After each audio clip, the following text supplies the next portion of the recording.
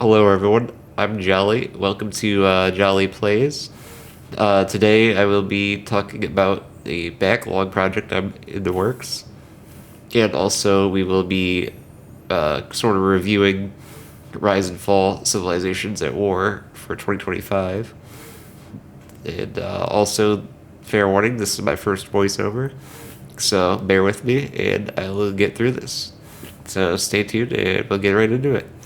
First things first, I wanted to give a shout out to Daryl Talks Games. He's kind of the inspiration that made me do the backlog project, and his really good videos on how he approached it and his experience with it. So go check his videos out; they're great. And again, shout out to Daryl Talks Games. So now, getting into the actual backlog, the way I set this up is I made a list of all the games that either I haven't finished, I wanted to go through again, or just haven't gotten around to starting. So out of about 800 games or so, not including my Xbox library, I came up with a list of 121 games that I feel like I should start with. And then I made a spreadsheet that's organized with categories like did I finish to the end, like roll the credits, how long it took me, like how many days did I play the game over, reasons why I finished it, and then also how long it would take to complete each game on average, and also for each session I play of each game, I'll type in my progress and what happened during that play session. Then after that, I had my parents and a few of my friends vote on which games from the 121 game list I should focus on and play first. So I gave them each 15 votes to pick different games that they wanted. And then from that, I had them vote again from the top voted games from the first time. And that's how I came up with the last 24 games. Narrow down list of games for me to focus on. Kind of start there and see where it goes. So I hope that's a pretty good explanation of the way I set up the spreadsheets and how I'm going to track the progress I make on my backlogs. But one more thing on setting up the backlog, per the recommendation of somebody I watched on YouTube who also did that backlog project, I found the website called Backlogged, where it does exactly that. It keeps track of your progress, and you can journal daily what games you played, how long you played, and also the sessions exactly the way I have it in my spreadsheet. So if you would like to take a look at that, there it is, and you can see my profile on there, and you can see reviews on games I've played. So go ahead and check out Backlogged, as it's seemingly pretty good. So it gets the job done, and it's exactly what I needed. And then we get to the reasons why I decided to do a backlog, which the first one being beating Elden Ring and feeling awesome.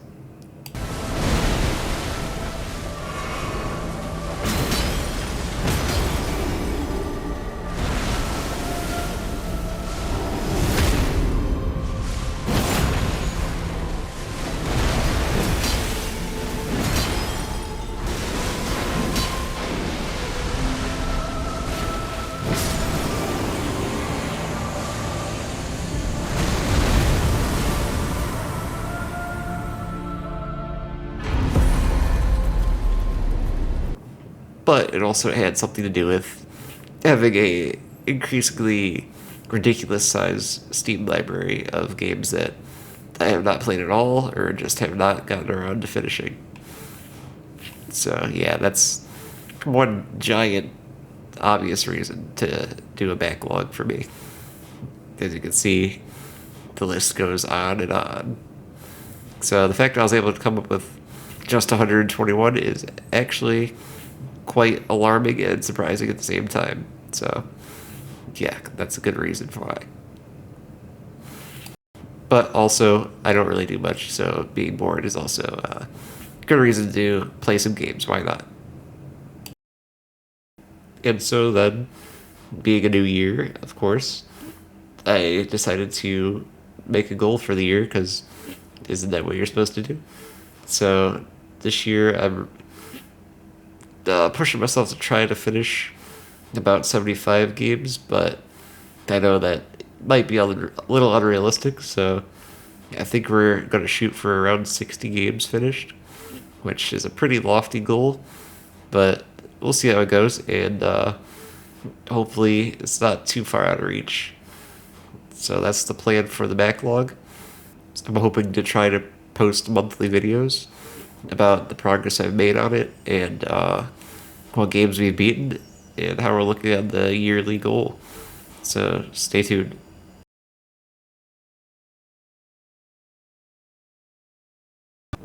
So now it's on to Rise and Fall, Civilizations at War, which for those who don't know is an old game from back in 2008 that I played the literal crap out of, and I loved it so much. The main reasons why I liked it so much were because, one, I like giant battles, of course, and also I just love the heroes like Achilles and Cleopatra and all those ancient kind of heroes, and you got to control them directly while also having the real time strategy, just like Age of Empires from nowadays. The only problem was back in the day when I played it, I did not have the greatest computer, and it was a not complete crapshoot, but it did not run very well when you got more and more units, and it just got really choppy. But I still played it even with all that struggle. But the problem now was that I could not play it when I wanted to go back and check it out recently, like 3 or 4 years ago, because the hardware I have right now was not able to run it because it's too advanced, and I just couldn't figure out a way to get the disc. Even if I installed it, I just couldn't get it to work on my Windows 10, Windows 11 computer. So I hadn't played it until now. But just the other day, in comes the hero. I searched online and tried finding it again to download it, and came across ModDB, which is a website that apparently gives out freeware games. So you're able to download old games like this fully from ModDB. So shout out to them for getting this to work and allowing me to play a childhood gem of mine again. So real cool. So of course then comes the question, how does this game from well over a decade ago stand up to today's time, and how does it play? Well, I'll start with the cons. The cons are the AI pathing and the way the units, you command them to move around the map. It's not very great. They get stuck on things and kind of just don't really know where to go, exactly where you click. So it's a little annoying. Also, the enemy AI is seemingly unbalanced because I thought I was at least semi-decent at these type of games, but turns out when I was building my base, the enemy, or actually my allies, let me rephrase that. My allies, I went and checked their bases, and let's just say mine was nothing compared to theirs already. And we were just 5-10 minutes into the game. So crazy, just crazy. And that was on 3 out of 10 difficulty, so yeah, not the greatest there. Also, there's limited unit types because there's really only horsemen, like your horsemen, and then you have your archers and your spearmen, swordsmen. But beyond that and upgrading them, there aren't really that many other troops, maybe like 2 or 3 for each faction, special troops. So not too crazy in the troops part of it, the unit types. And then also, when you're in the hero control state, the third person is like Cleopatra or something. You your control over your units, while you can kind of sort of direct them where you want them to go, you command them to charge or defend or just follow you around, which works pretty well, but beyond that, you can't really go too in depth in commanding like single units or anything like that. So that could be a little bit better. So not bad for the age of the game though. And then onto some of the pros.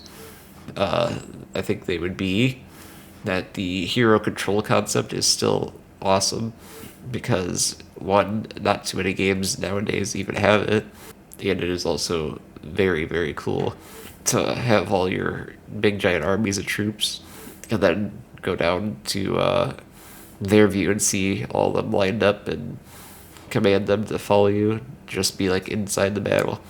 Creates a huge level of immersion that is just missing in some of the newer games like this. Along with that is the building and constructing of buildings in this game is pretty decent even after all these years. It does pretty good in placement when you place down the buildings, other than a little glitch that you'd see later in the video. If you stay tuned that long, you'll see it later with the walls. Also, along with the building and the hero control, the graphics in this game on a computer like mine, cranked all the way decades later, they actually look pretty good for how old this game is, really. I mean, they're not too bad, which I was pretty surprised with. So that's all the pros I could really come up with for this game in 2025. And then there was the question is it how I remember it back when I used to play it? And I think the general answer to that would be yes, it is exactly how I remember it.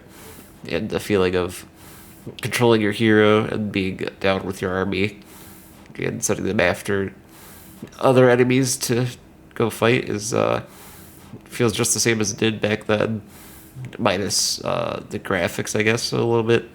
They're good, but they're not. They're still old. You can tell the age. And then also, yeah, I'm just really happy I got to play this again after all these years. It's great to relive it, and I'm really happy about that. So that's very good. But will I be returning to this game? I do not believe I will. I don't see a reason to keep playing it.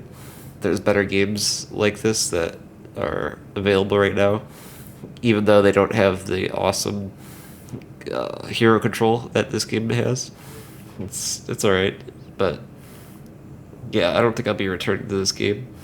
I'll just let it be a memory, I guess, of a good game that I used to play, and we'll just leave it in the past, I guess, because I don't see the appeal of playing it nowadays. So I will not be returning to this game.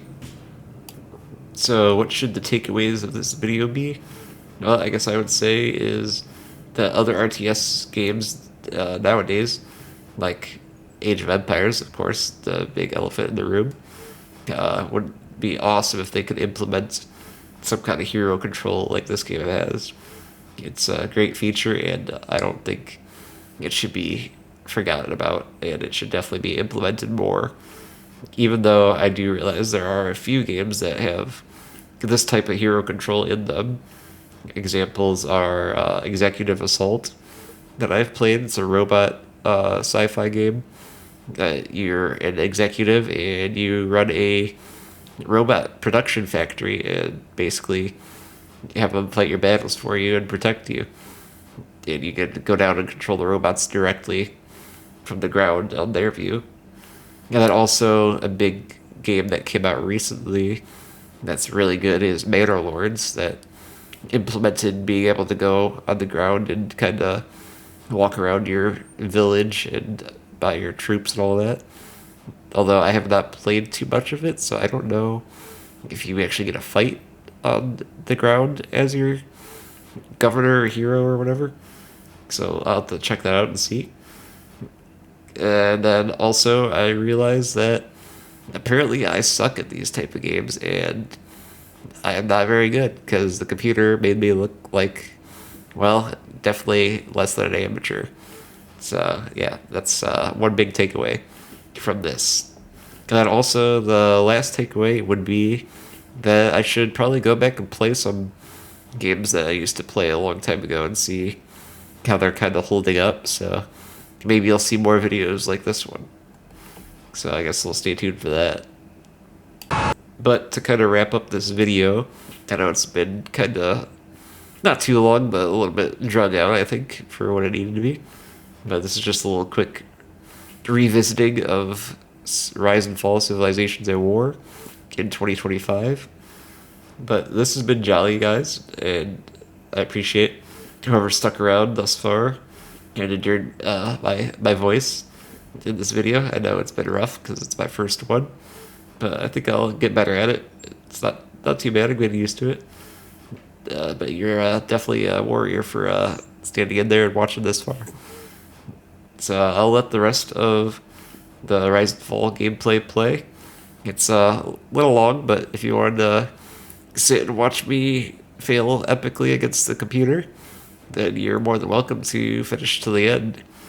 Other than that, I'll talk to everyone in the next video.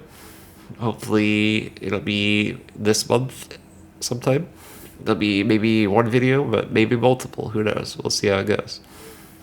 Have a wonderful day, and as always, stay jolly, everyone.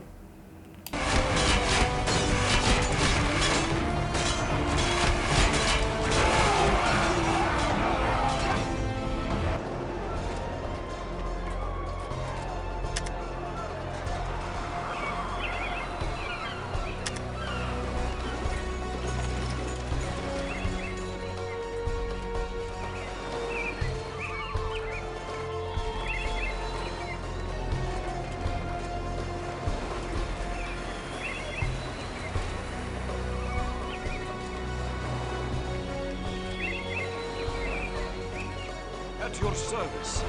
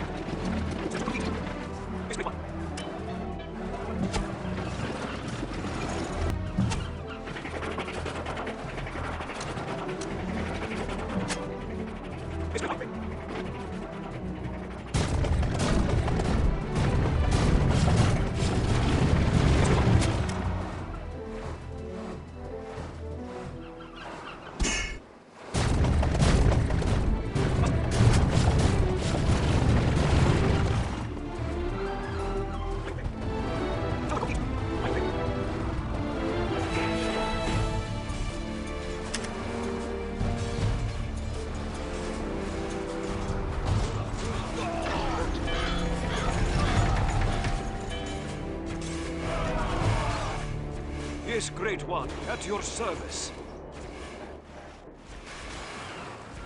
Master, I obey.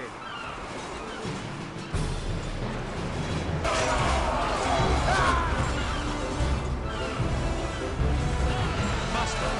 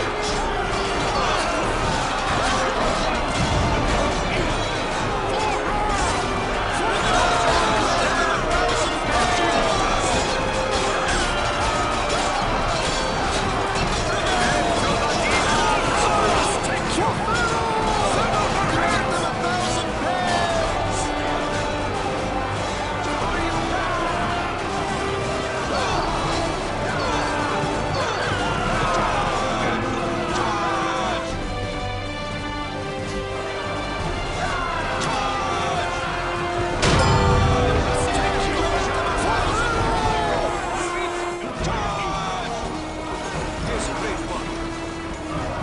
At your service.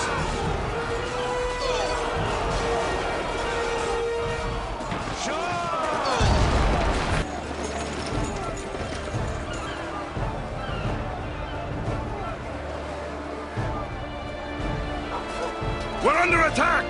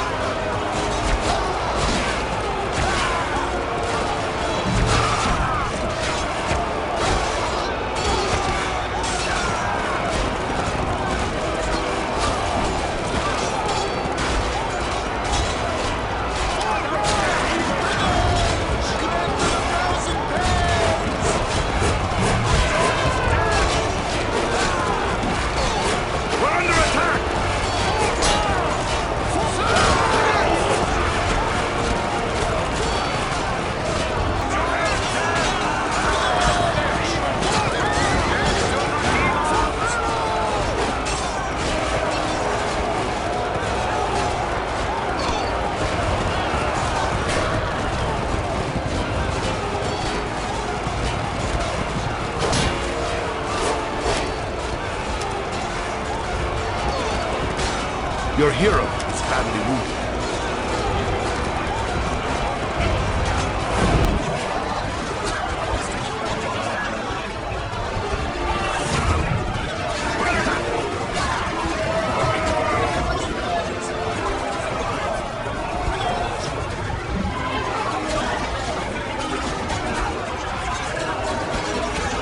Your hero is badly wounded.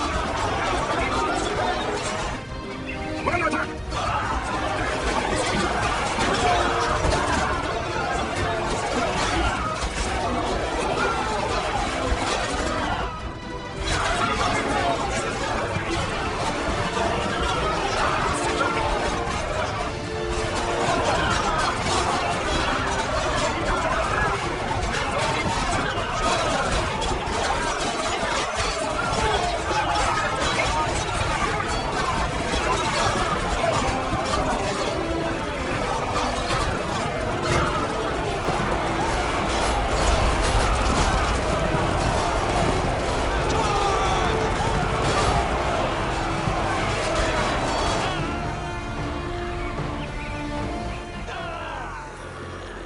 Temple swordsman!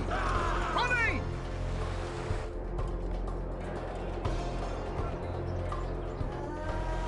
Men!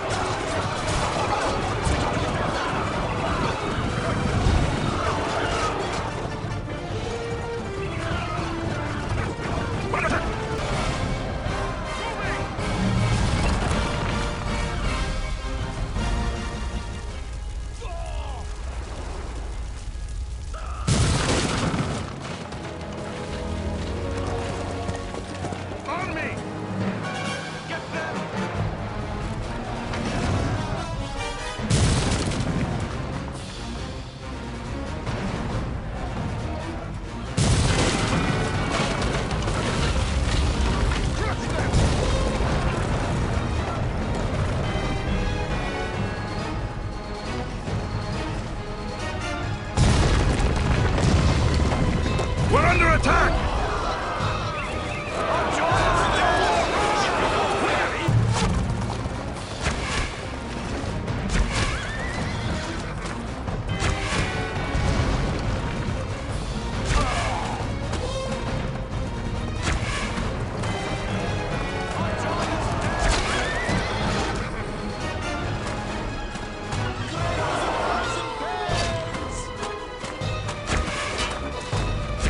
We're under attack!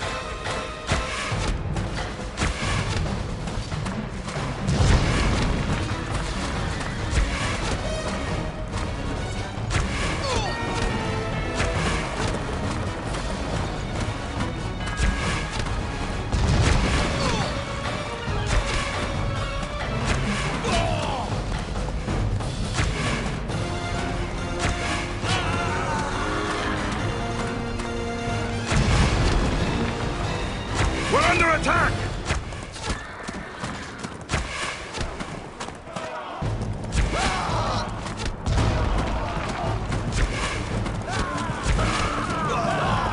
We're under attack!